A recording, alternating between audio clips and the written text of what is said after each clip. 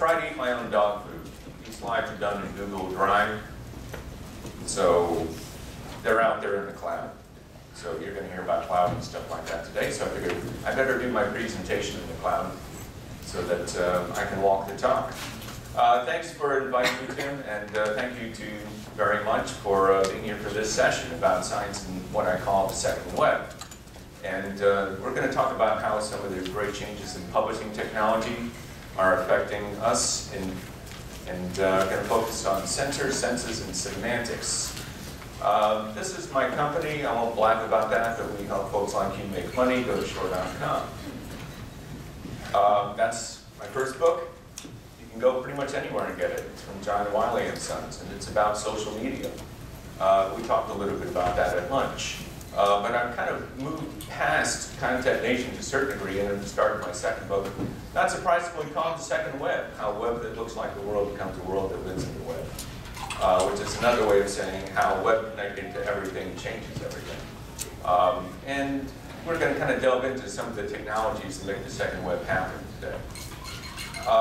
We'll look at key trends in technology, and I'll try to pull those together and define what the second web is really all about, how it's affecting science and publishing, at least from my perspective, how we can apply some of the lessons that the second web is pointing us towards, and speculate for a little bit at the end with some blue sky on where it all takes us. So, we have this thing called the web, and it's changing in some pretty big ways. What we call the web, what we call connectivity is changing. And it's not just the technology that's changed, it's us in the middle of technology that's changed. I think I have some C's and some S's to talk about some of the technology trends that are affecting us in the publishing industry. One of the first C's is collaboration. And we've had tools for collaboration out there on the web for many years now. One of the things I wanted to point out for folks is that collaboration is getting more real-time than ever in the web. And by real-time, I mean that as people do things, they see one another doing things. Now, that could mean something like Google Hangouts there in the upper right-hand corner, which is a service made available by Google on their Google Plus social media service, where people can get together in small groups and interact via video, shared applications, and or publish those sessions out onto YouTube for others to view. So that's one place where people are getting together and being much more productive, much more rapidly, with a lot less infrastructure overhead than they used to in the old days. And we can see things such as in the lower right corner, where live typing capabilities in services like Google Drive allow people to simultaneously edit and collaborate on documents. These are good things. But we're beginning to see collaboration in real time get more sophisticated, and some of the technologies that were pioneered a couple of years ago in a platform called Google Wave are beginning to power some more powerful applications that allow people to collaborate in more sophisticated ways, being it in assembling something like a chart, or work within applications and simultaneous real-time chats on a platform such as Rizoma in the upper left-hand side. What it means is that collaboration is not just about, I'll write you an email, you write me one back, and so on. It's about working in cyberspace collectively at the same time. And this ability, I think, is going to be one of the key drivers for productivity in the next few years. We've heard a lot about the cloud and how the cloud is absorbing a lot of the information that's being generated and makes it possible to generate information and to store it effectively. How much is being generated? One outfit here on the right estimates that there are about 8 zettabytes of data created by 3 billion people in the world by 2015. Just to give you scale, see if I get my zeros right here. I believe that's 8 billion gigabytes of information. Basically, every person on the face of the earth will be creating at least a gigabyte of information. And most of that's going to be stored in what we call the cloud today. That is infrastructure that's beyond your organization, your publishing organization, and or including your organization or other institutions. If we think of what the US government is doing with its initiative, data.gov, where it's publishing out a lot of the information that it has within its internal databases out onto the web. The dark web is becoming brighter and brighter, and many nations and organizations are beginning to do likewise to make it easier for people to discover scientific information and other important information. And facilitating that is a new level of cloud infrastructure that makes it easier and less expensive than ever to be able to create your own clouds. This device on the lower left from Nebula, the Nebula 1, is a little piece of hardware that is just released with operating software on it, where basically you can plug that into a rack of servers, pick your favorite ones, and within an hour you can have a petabyte cloud. Not bad. So, you know, if you have people then saying, we can't store the data we need for our scientific analysis, they're wrong. You can do that today and build your private clouds and, you know, blow away that 8 zettabyte estimate relatively quickly. One of the exciting technology trends that really gets me happed up and got me thinking about the second web is this idea of convergence, where we're experiencing everything being integrated together and being able to be consumed or generated on any particular platform. Publishers have gotten used to the idea of having cross-platform distribution of their content, to have a seamless look and feel across all sorts of platforms. And hardware manufacturers such as Apple and associates of Google that use their Android operating system, they have the idea that there can be a common experience across all sorts of platforms, including television. The one in the center there with the people cheering is Google's Google TV platform, which allows you to experience normal cable television along with information and experiences that have been streamed in from the web, and having a common search capability across all of that. So, you know, a lot of these things where we used to think, well, there's this technology and then there's the web, that's all gone away. You know, we have washing machines that are on the web. We have light bulbs that are on the web. Everything is on the web. So, you know, what we call the web is pretty much everything that we can make or that exists to a certain degree. And, you know, powering that is this idea of connectivity and the scale of connectivity. It's a relatively small thing in our daily lives, but the basic infrastructure of the web, Internet Protocol, IP as it's sometimes called, has gone to its version 6. And the nut of it is that IP version 6 allows 340 trillion addresses on the web. That's enough addresses for literally every grain of sand on every beach in the world. That's a lot of things you can address. What it means basically, in today's world, everything is going to have a web address by default, and everything will be addressable by default. That has a fundamental impact on what we think about what is truth, what is data, how do we measure reality. If everything is connected to the web, we have a different way of going about our science and our everyday experiences. Empowering that is the omnipresence of networking. There's all sorts of new technologies that are going out over the next few years that make it more possible in more places to be connected to the web. It's not just a matter of having your cable connection and your smartphone.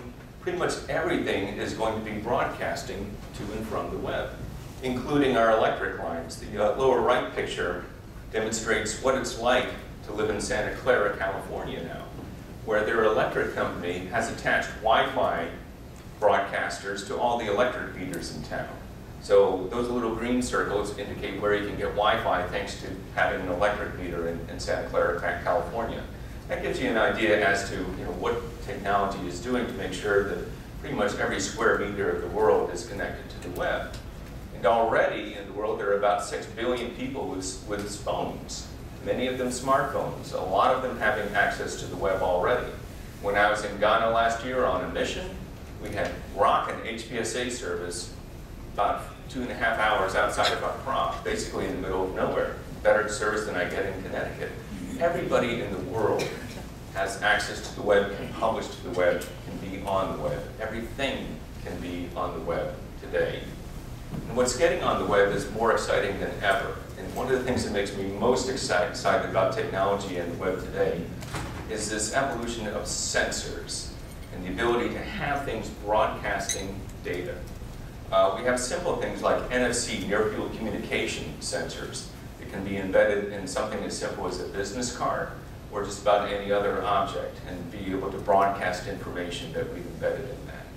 We have FDA-approved sensors that can be swallowed and broadcast information about what's happening in our bodies. We have climate sensors as small as a fingernail and getting even smaller to the point where the concept of smart dust, being able to sprinkle sensors across the face of the earth like we would dust itself, is becoming very close to reality. We have nanorobots, literally the size of mosquitoes, equipped with cameras that can fly in swarms across a particular area and give us data and views as to what's happening in that particular area. And through the web and through the cloud, we're able to use things like our smartphones, aim it at a piece of text, get real-time translation of that text, and be able to do things with that. And GPS, of course, we've had with us for a while, with hence the name of this session. But GPS, to me, is just kind of an analogy of what it means to be able to say, here I am, signify what it is about where I'm at. So if I think what happens when I go running with my Runtastic application, it doesn't just tell me where I've been, it says what was the altitude of where I was and correlates it with information about my health. So, you know, who we are, where we are, with what we have in the web is able to generate, receive, and signify more data than ever before with trillions of sensors that are being deployed around the world. Trillions. And what this begins to morph into, because of our analytic capabilities through text analytics and more sophisticated numerical analysis, is a greater sense of omnipresent sentience. You know, being aware of what is the real meaning of what's happening in the world. So it's not just that we have facial recognition and we know who a person is. We can know their sex, their nationality, their mood. All these sorts of things we're able to do through web signified information.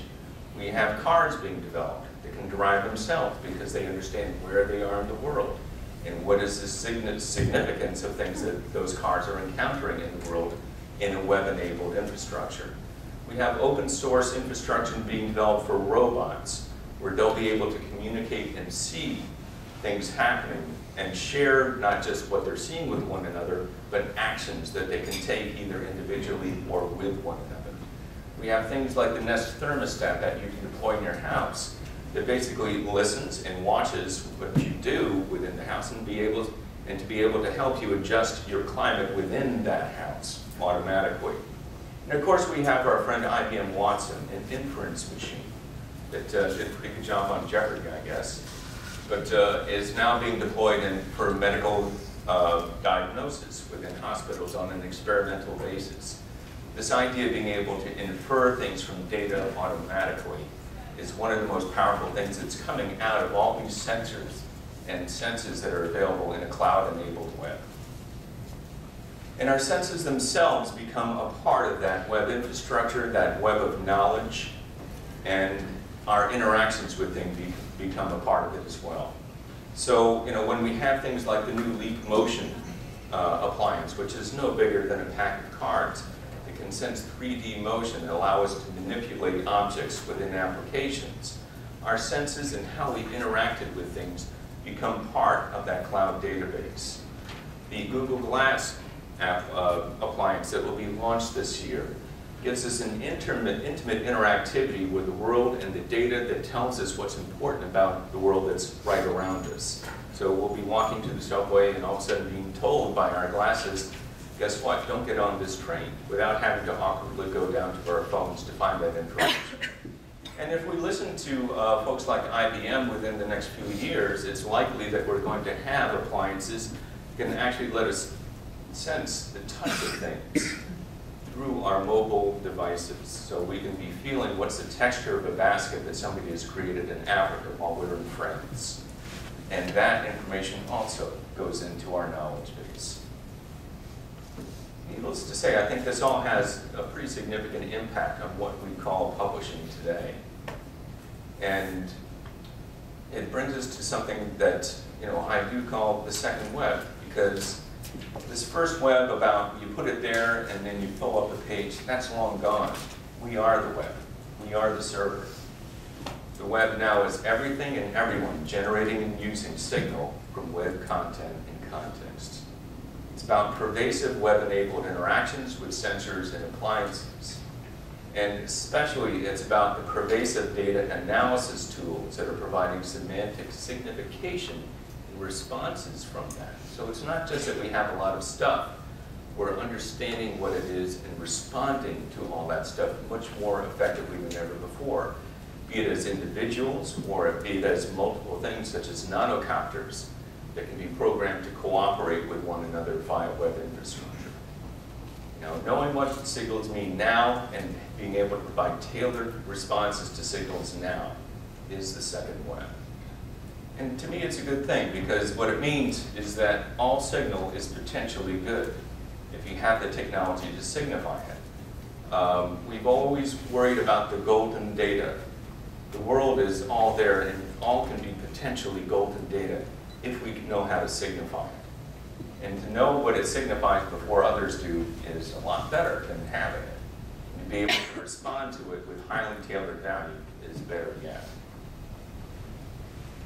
And from a scientific perspective, having worked with a fair amount of SGM companies, I think it helps us to unlock what some people call the Integrators Dilemma. There are too many institutions out there with not enough resources available to sense the best opportunities for innovation. And what does that mean? There's just way too much time being spent on validating opportunities whose best opportunity time is past. How do we get to the opportunities when we need to? So, the availability of the data and the infrastructure that signifies the second web, I think, shifts over time, and probably fairly rapidly, what we're considering science. Pervasive data is going to push the tipping point of our analysis. We're used to dealing in what David Snowden of Cognitive Edge would call the realm of the complicated, where the experts live. That's where our scientific research publishing has been. It's about validating hypotheses. But all this data is out there in the pre-hypothesis realm, the realm of the complex. And a lot of where science is struggling is how do you make sense of emergent empirical patterns to figure out which are the right ones to focus on. You have to choose your focus and intent from these emergent patterns to figure out what you're going to be spending time on. And what do you fast fail to be able to say, not a good opportunity, not a good opportunity. Here's the petri jar with the mold on the side that's penicillin. How do you take that from randomness to systematization more effectively? That's what science in the second web brings us towards. And we'd all like it to stay stable. We'd all like to say that we're going to publish the next Newton that'll be immortalized in stone in Westminster Abbey. Unfortunately, folks like that don't come along too long, and science is no longer a pursuit that has to go find data that doesn't exist. The data is all around us. We have to adjust to that and to recognize that we've been focused on hypothesis validation when the science is moving the other way. And the ROI is just taking us further and further away from that. And so we need to be able to get to this arena in which emergent hypotheses fast fail support is where we're placing more of our value within publishing. So the second web learns very fast about what is significant, be it in advertising, where ad placement will follow my activity on the web. If I look at a particular web page, I'm going to see ads about that particular web page all over that.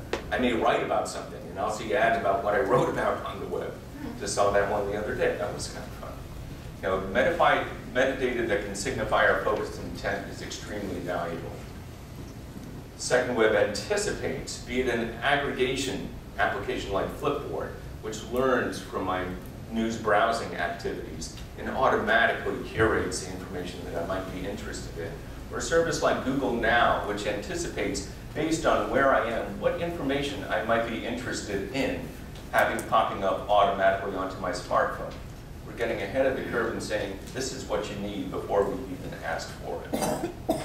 And it transcends any particular sort of device or platform or technology, especially thanks to things like HTML5, which is not just an environment to be able to publish web pages, but a full programming environment that allows you to develop complete applications in the same browser framework where we used to just put up pages. We don't care what you call it, as long as it works where we do and when we do. And Language barriers getting broken down more than ever before, where we have automated translation services, some of which you're going to see some exciting developments in this year, where it'll be more common for people around the world to be able to speak in one language and to hear it spoken to another person in another language automatically. The language barriers are breaking down, therefore our knowledge base is going to have to shift significantly. And finally, in terms of what the second web can do, if I think of companies like Allen Press, here we are building beautiful things in print. Well, the idea of printing itself is transforming through 3D printing to the point where we're not just writing papers about prosthetics, we're printing prosthetics. We're not just writing blueprints for houses. Later on this year in the Netherlands, there will be a house printed, the actual house. We're not just talking about metallic objects that could be designed, we're printing metallic objects. We're not just building clay models of automobiles on computer screens, we're printing clay models of automobiles. So this idea of what does it mean to create a printed object is fundamentally changing the link between the ideation and creating reality. We publish reality, not just about reality. So this is a big fine mess. How do we get ourselves out of it? Well, number one, anything could be a platform. It's always fun to blue sky, but we really have to start to think about how any object can be a platform for publishing, any context, any people or places, any phase of discovery and decision, and especially that last one for scientific publishing. Any phase of discovery and decision can be a platform, not simply hypothesis validation. And recognizing that I'm running a tad short on time, I'll just kind of bang through the consultant stuff where we leave you with easy things to remember. 4 S's. I've already given you S's, so now I get to give you some more S's. Signal. If you remember one thing, signal is everything. If you can't locate and process more signal, meaning what is the relevance of data out there before anybody else, you lose. If you can't generate more relevant signal and more context for more valuable relationships, you lose. Being able to do things with signal out of that massive data is the key to winning these days in the economy. Use social communications more effectively. I do think that this real-time collaborative capability that we have coming online, it seems subtle now. It's going to be much less subtle and intuitive over the next 3 to 5 years, and it will affect directly what we're doing in terms of validating science. Invest in semantic analysis tools, which is a lot of what my practice is involved in today. How do we make sense of all those words? And some of our clients go out there and help organizations make sense, find the patterns, and be able to signify it in very succinct ways, both in data and in words. So, getting not just to be able to say what are, important words in a particular bag of words, but what are the subject-predicate-object relationships? What are the verbs and what's happening out there in that massive data? And using translation tools where possible to make that happen. And invest in rapid analysis and response. I think that's one of the key reasons why Elsevier went out there and bought a company like Novel. It's not just that they were chopping up data and being able to make it work in real-time charts, but they recognized that it's about responding to opportunities rapidly. And that sort of infrastructure is what makes it happen. I take that from my experience having grown up on Wall Street, where today hedge fund managers can go out there, scrape the web, and find information that can help them to act on opportunities in real time faster than the other people. They take the cloud and they make billions off of it. And in that cloud, they find the weak but important patterns, the terrorists as well, the things that can draw our attention if we're smart enough to focus on them at the right time. So next in the second web is thinking about what we're doing with publishing models, retain what makes scientific publishing an effective decision support business. Think about what are our best inputs, our best processes, our best signal analysis, our best decision tools, and give away the rest. And I think we've heard some good examples today already about how you can give away certain things in the traditional process and still deliver great value. And finally, small is big. You don't have to do it all alone. I think one of the biggest models that publishers have to think about is the Android model that Google has been using to propagate its platform throughout the world. You help your partners market your hits faster and cheaper. And it can go far beyond what we've done so far historically with the aggregator model. We want to empower people with powerful applications. We see a little bit of that in some of the Elsevier services, such as SciVal, but I think that's just a tiny baby step towards what we can do as an industry. So we can have lots of customers satisfied very contextually. And that's my story, and I think I'm going to stick to it. Thank you.